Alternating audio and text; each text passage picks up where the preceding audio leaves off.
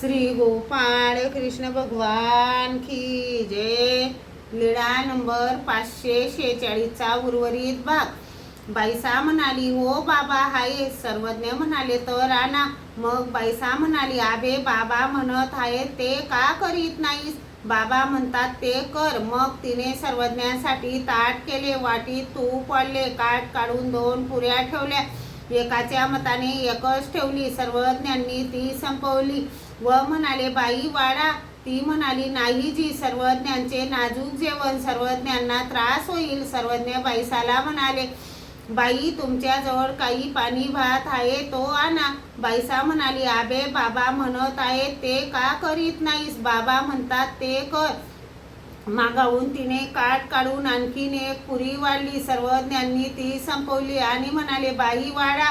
ती म्हणाली, नाही जी, सर्वज्ञांचे नाजूक जेवण, सर्वज्ञांना त्रास होईल। सर्वज्ञ पुन्हा बाईसाला म्हणाले, बाई तुमच्याजवळ काही पाणी भात आहे का? बाईसा म्हणाली, हो बाबा आहे। सर्वज्ञ म्हणाले, आणा तर। बाईसा म्हणाली, का हो बाबा म्हणत आहे ते का करीत नाहीस?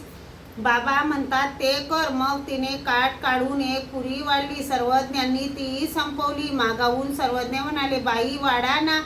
ती म्हणाली, नाही जी, आता पुरे। म्हणून तिने सर्वज्ञांचे दोन्ही श्रीचरण धरले। मग सर्वज्ञांनी गुन्हा केला, पानाचा विडा घेतला।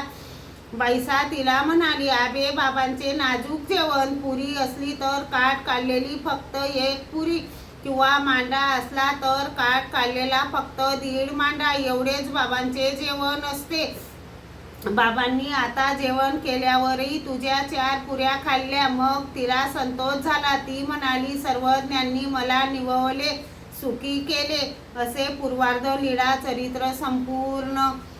सर्वज्ञ श्री चक्रधर स्वामी खूप दयाळू, मयाळू, कनवाळू, कृपाळू आहेत। सर्वज्ञ श्री चक्रधर स्वामी आपल्या मनातली लपलेली गोष्ट जाणतात। श्री गोपाळ कृष्ण भगवान की जय।